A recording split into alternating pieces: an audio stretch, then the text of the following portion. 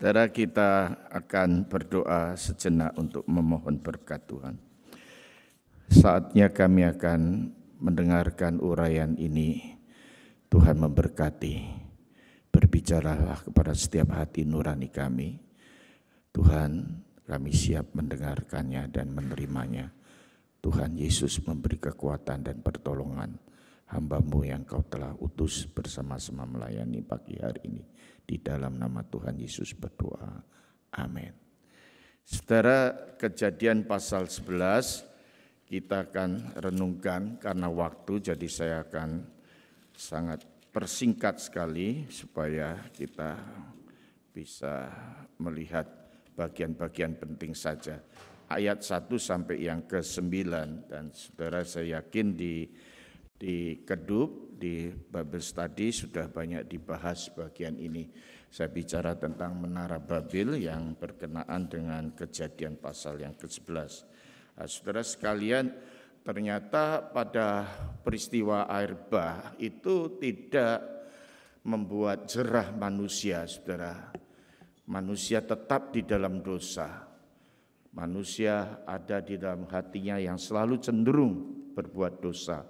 Peristiwa hukuman Allah melalui peristiwa air bah, rupanya ini semakin merebak, manusia semakin berdosa, bahkan kita melihat bagaimana kehidupan Nabi Nuh juga. Nah, saudara sekalian, di pasal yang ke-11, setelah manusia berkembang banyak, berjumlah banyak, mereka mendirikan satu usaha. Yang saya lihat di sini, saya bagikan di pasal 11 ayat 1 sampai ayat yang ke-9 ini, saudara. Yaitu usaha manusia yang didukung dengan satu kesatuan, saudara. Yaitu mereka satu bahasa, satu logat dikatakan. Ini merupakan modal daripada kesatuan. Tetapi saudara-saudara, kesatuan ini sayangnya saudara-saudara bukan kesatuan untuk membangun, kesatuan untuk meninggikan Kristus, meninggikan Allah, tetapi kesatuan untuk menjauh dari Allah. Alkitab katakan usaha manusia ini, saudara-saudara, dikatakan ayat yang kedua, mereka berangkat ke sebelah timur, saudara. Saudara, Alkitab di sini saudara-saudara menunjukkan ada satu letak geografis yaitu timur, saudara-saudara. Saudara-saudara, kita perlu memperhatikan kata yang sangat menarik sekali di sini, saudara. Seperti juga kita ketemukan di ayat-ayat sebelumnya, saudara. Mereka berpindah ke timur, bahkan di tengah-tengah perjalanan mereka sampailah di sekitar sungai Tigris, dikatakan di sana. Mereka ada di sebelah yang dikatakan letaknya itu antara sungai Tigris dan Mesopotamia. Mesopotamia itu dikenal hari ini sebagai Babelonia. Dan Babelonia ini dikaitkan dengan Babel, saudara-saudara. Nah, saudara-saudara, ini yang hari ini letaknya ada di sekitar Irak, saudara. Nah, Bapak Ibu saudara sekalian, orang-orang Babel mengkaitkan Babelonia itu bukan tanpa alasan, saudara. Karena mereka terletak di Mesopotamia, di daerah itu, saudara.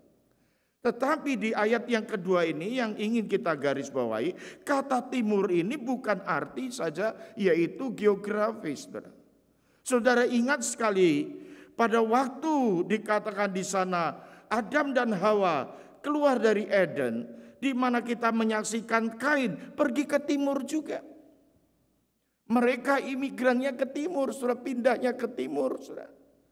Bahkan nanti di Kejadian pasal 13 ketika Abraham mengadakan dealing dengan Lot. Dan Abraham katakan mana yang kamu akan pilih. Abraham memberikan prioritas pada saudaranya yaitu untuk Lot bisa memilih dulu wilayah mana yang mereka harus tempuh. Saudara, Lot memilih timur di sana. Saudara, bagi saya di sini mempunyai satu makna simbolik. Mempunyai satu makna yang sangat-sangat penting yang menjadi perhatian, di mana timur itu adalah satu lokasi mereka semakin menjauh dari Allah. Hidup manusia semakin menjauh dari Taman Eden, saudara. Hidup manusia menjauh dari Allah yang menjadikannya, yang menciptakannya, saudara. Saudara, mereka memilih jalannya sendiri daripada jalannya Tuhan, saudara. Mereka menentukan hidupnya sendiri daripada ketentuan dan ketetapan Allah, saudara. Mereka berkumpul di sana, berunding, berdiskusi untuk mendirikan sebuah kota di sana. Ayat 3 sampai ayat yang keempat berbicara, marilah kita membuat batu bata, membakarnya baik-baik, dan mendirikan kota bersama-sama.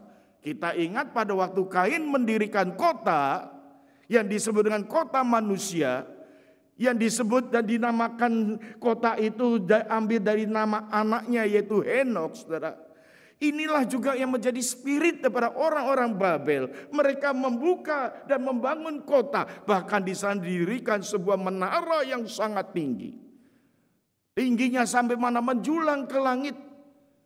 Dan diduga ini menjadi satu filosofi, filsafat bahwa akan mempersatukan bumi dengan surga. Maka dia bangun satu gedung menara yang tinggi, menjalang sampai ketinggian yang begitu tinggi. Tetapi apakah itu berkenan, saudara? Apakah ini berhasil, saudara? Hari ini kita menyaksikan peristiwa Babel, saudara. Manusia yang diberikan potensi yang besar, diberikan mandat budaya yang begitu luar biasa. Manusia boleh berkembang banyak, saudara-saudara. Mereka bersatu bersama, satu bahasa, satu logat. Tapi sayangnya ini dipakai untuk pergi ke timur, menjauh dari Tuhan. Sayangnya ini untuk membangun, memberontak kepada Allah, saudara. Mereka pikir sudah nggak perlu Tuhan. Sekarang kita bangun tempat di mana ketinggiannya yang melanjutkan menghubungkan antara surga dan bumi. Dan kita bisa keluar masuk di sana. Dia pikir ini adalah sesuatu yang mereka akan dapatkan. Ternyata Allah tidak berkenan. Bahkan Alkitab mengatakan mereka mencari nama. Saudara-saudara, mencari nama, sebenarnya nama itu Tuhan berikan. Kita nggak boleh cari nama. Tapi Tuhan bisa memberikan nama. Abraham, engkau akan menjadi besar, engkau akan tersohor, engkau menjadi orang yang disebut dengan bapa beriman. Itu pemberian Allah. Daud pun pernah mendapatkan satu nama yang dikatakan aku memberikan nama dan engkau menjadi raja yang dikagumi. Bahkan dalam khotbah beberapa minggu yang lalu, Filipi 2, Allah mengatakan aku akan memberi engkau nama di atas segala nama. Semua lidah akan mengaku, semua lutut akan bertelut, engkaulah Kristus. Itu nama, itu pemberian Tuhan, saudara. Nama itu anugerah, saudara. Tetapi bagi orang-orang Babel, spirit orang-orang Babel, manusia Babel, mereka akan mencari nama. Dikiranya dengan membangun sebuah keberhasilan seperti itu, pencapaian yang demikian, mereka akan dapatkan nama. Saudara-saudara, manusia Babel ingin mau nama besar dan terkenal. Tapi di sisi yang sangat dalam, mereka mempunyai tujuan untuk memberontak pada Allah. Saudara, kitab Perjanjian Baru memberitahukan pada kita. Kalau kitab Kejadian 11 ini mereka bersatu, di dalam kitab Perjanjian Baru kita melihat yaitu orang-orang percaya itu dipanggil untuk menyebar, diaspora. Mereka diawali untuk pergi.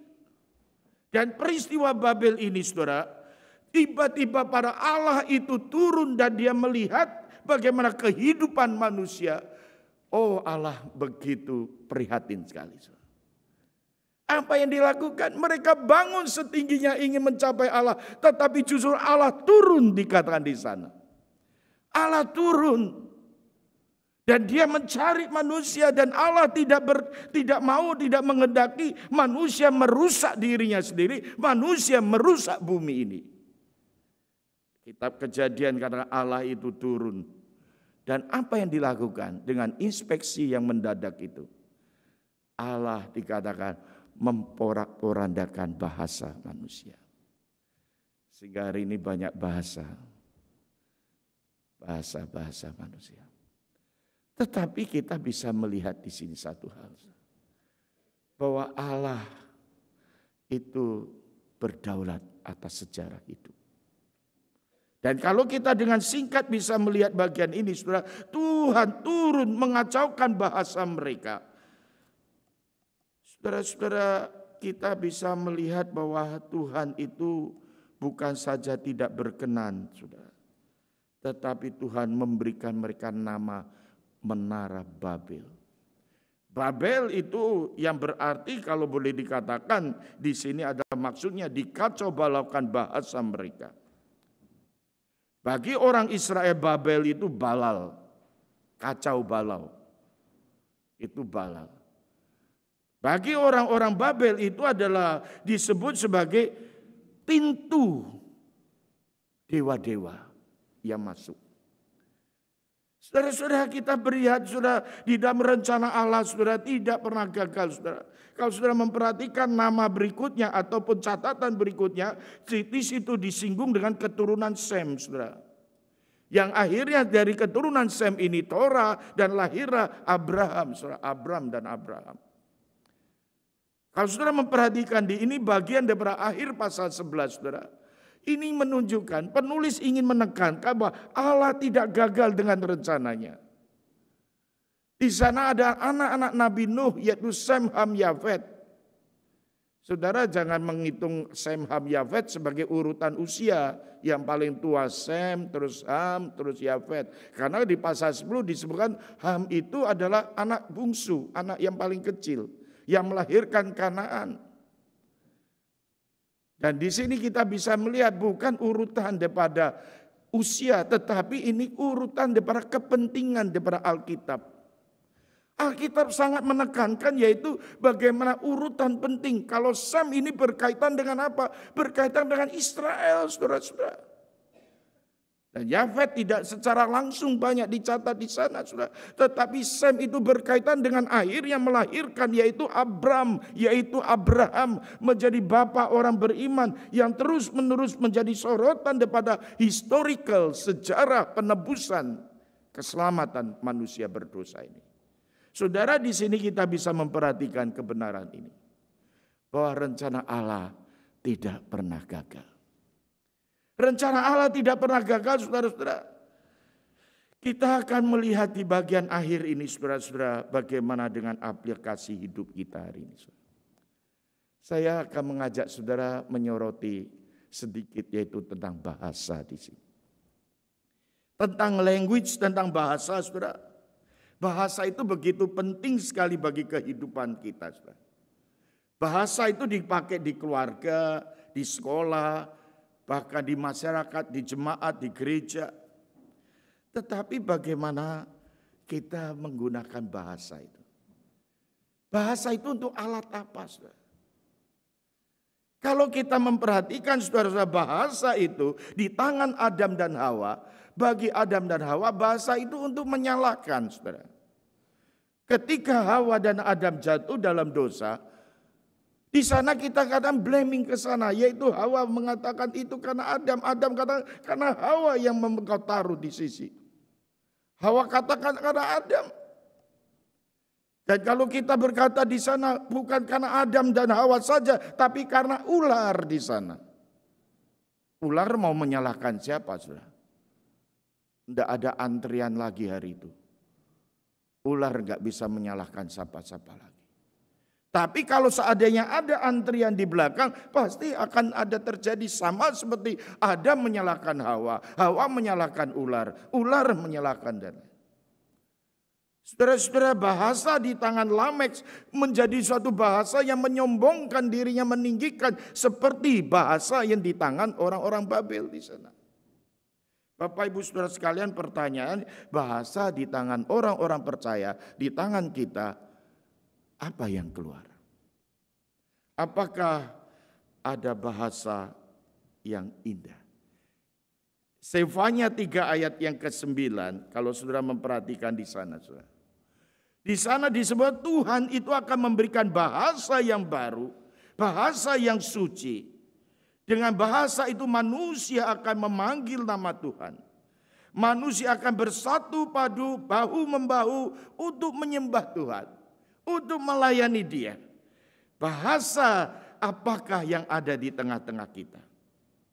Apakah bahasa iman? Apakah bahasa kasih? Ataukah bahasa pengharapan? Kita berdoa, saudara. Kiranya kita mempunyai bahasa yang demikian.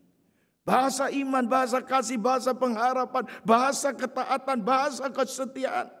Oh saudara-saudara, menarik sekali. Saudara, pada waktu Kisah Para Rasul pasal yang kedua, peristiwa Pentakosta, saudara.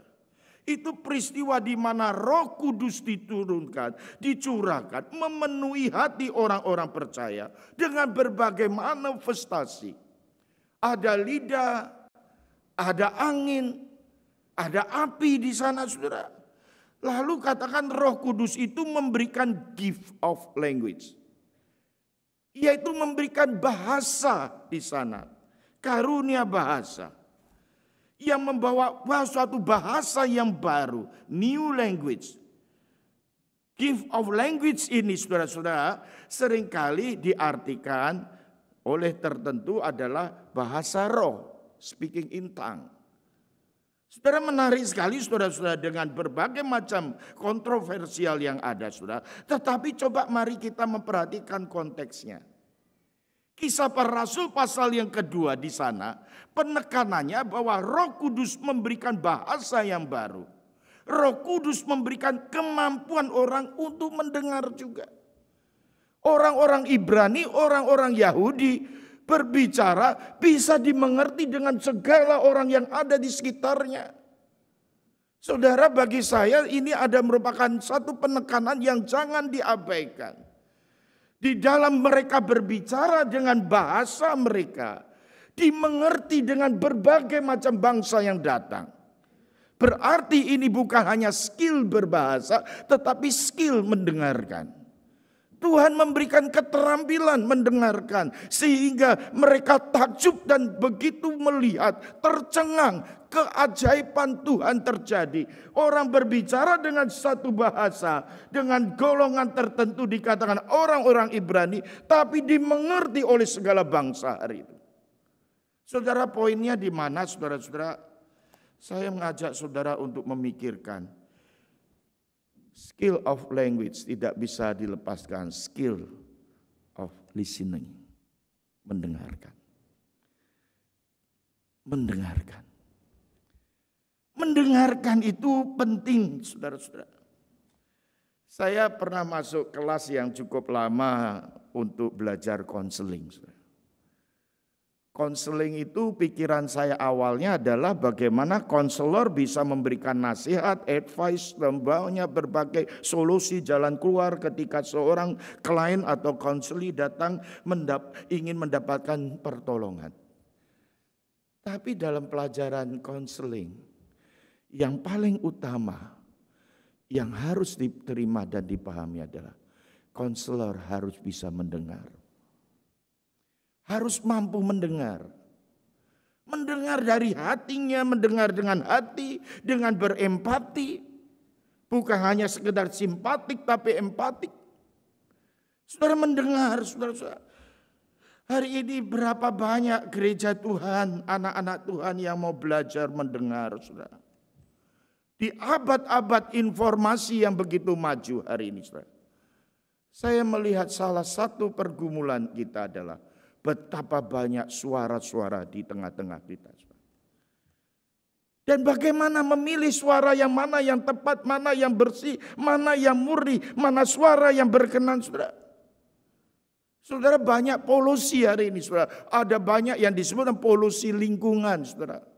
Saya punya sahabat dokter, suaminya di sini berkata pada saya, dia kata, Pak, saya itu cinta lingkungan. Dia lihat sampah, dia bersihkan. Dia lihat rabis, dia ambil. Bahkan dia pergi kalau holiday begini, pergi menanjak gunung untuk menikmati, menyaksikan lingkungan. Tapi juga membantu membersihkan lingkungan yang ada. Karena lingkungan hari ini menjadi masalah, saudara. Polusi lingkungan. Tapi yang lebih parah, saudara, polusi udara, saudara. Kalau saudara pergi ke daerah-daerah tertentu di tanah air, polusi udaranya begitu memprihatinkan. Tapi saudara sadar enggak saudara, hari ini banyak di antara kita hidup di tengah-tengah polusi suara. Pendengaran kita ini harus dilatih saudara-saudara. Saya mengambil satu contoh saudara-saudara, apa yang terpenting kita bisa mendengar saudara. Mendengar suara Tuhan itu penting. Mendengar Allah berbicara kepada kita. Saya ambil contoh di Alkitab itu ada yang bernama Samuel, saudara. Samuel itu sejak kecil dia tinggal dengan Imam Eli, seorang imam yang membuka Taurat, membuka Alkitab, yang mengajarkan Alkitab, saudara. Satu ketika Samuel itu dikatakan bertumbuh, berkembang, menjadi besar, disukai orang, disukai Allah, saudara. Samuel sebelum diutus menjadi nabi, saudara-saudara, Allah berbicara pada Samuel. Tetapi yang menjadi masalah hari itu, Allah ketika panggil Samuel, Samuel ketika dipanggil bukan hanya menjawab Allah, tapi pergi kepada Eli, bertanya, Eli, kamu panggil aku? Eli diam saja, udah tidur aja dah. Sampai 2 kali Allah memanggil lagi, Samuel. Samuel nggak tahu itu Allah yang berbicara kepadanya. Dia pergi lagi kepada Eli. Saya ketika bersaat teduh merenungkan Samuel, apa kurangnya Samuel? Masa dia nggak tahu itu suara Allah? Bukankah dia selalu diajarkan Taurat, dia diajarkan firman, dia diajarkan firman Tuhan tiap-tiap hari oleh nabi, oleh Imam Eli. Sampai 3 kali Samuel datang lagi kepada Eli. Eli baru sadar, oh Samuel, yang berbicara kepadamu itu Allah. Baru Samuel sadar. Eli kata, Samuel jawab, ini aku hambamu, sesungguhnya aku mau mendengar. Saudara-saudara, di tengah-tengah dunia hari ini, saudara, adakah kita seperti Samuel yang berkata, aku hambamu yang siap mendengar.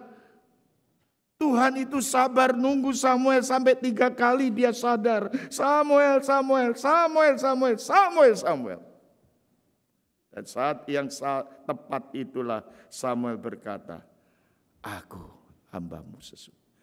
Dan Alkitab mencatat setelah itu baru dia ditabiskan menjadi seorang nabi. Diutus menjadi seorang nabi. Jadi sebelum kita menjadi seorang nabi atau pembicara, saudara kalau mau menjadi pembicara yang yang baik, saudara sebetulnya modal utamanya yaitu bisa mendengar yang baik. Menjadi pendengar yang baik itu penting sekali, saudara. Tapi pendengaran akan apa, saudara? Akan apa di sekeliling kita ini banyak sekali pendengaran-pendengaran, saudara. Saya ada slogan bahasa Indonesia itu berkata demikian. Oh, hari ini banyak orang Kristen yang mendengarkan firman. Masuk telinga kiri, keluar telinga kanan. Saya pikir-pikir ini masih baik. Masuk kiri, keluar kanan pasti ada yang nyangkut di dalam ngendap. Yang celaka masuk kiri keluar kiri, saudara. Enggak masuk, saudara. Hari ini banyak anak-anak Tuhan kalau enggak nyadari akan pentingnya mendengar, masuk kiri keluar kiri. Enggak sampai masuk ke kanan keluar kanan, enggak. Saudaraku, di zaman ini Tuhan mungkin tidak berbicara seperti kepada Samuel. Tetapi dia berbicara kepada kita melalui firman Tuhan. Amin. Amin. Mari kita pelajari firman baik-baik. Di tengah keluarga jadilah pendengar yang baik.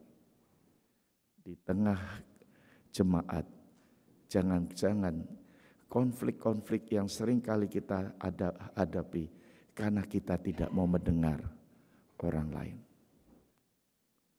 Dan yang ketiga, secara individu kita mau mendengarkan suara Tuhan. Inilah yang menjadi satu pesan utama. Spirit Babel, mereka mendirikan dirinya sendiri. Dan Tuhan tidak berkenan. Tapi apakah Tuhan gagal? Tuhan taruh Sem, Terah, dan akhirnya Abram. Dan dilanjutkan dalam penggenapan firman Tuhan. Ya Tuhan menolong kita. Selamat hari menatap di akhir tahun ini. Marilah kita menjadi berkat di tengah-tengah sesama kita. Tuhan menyertai. Amin.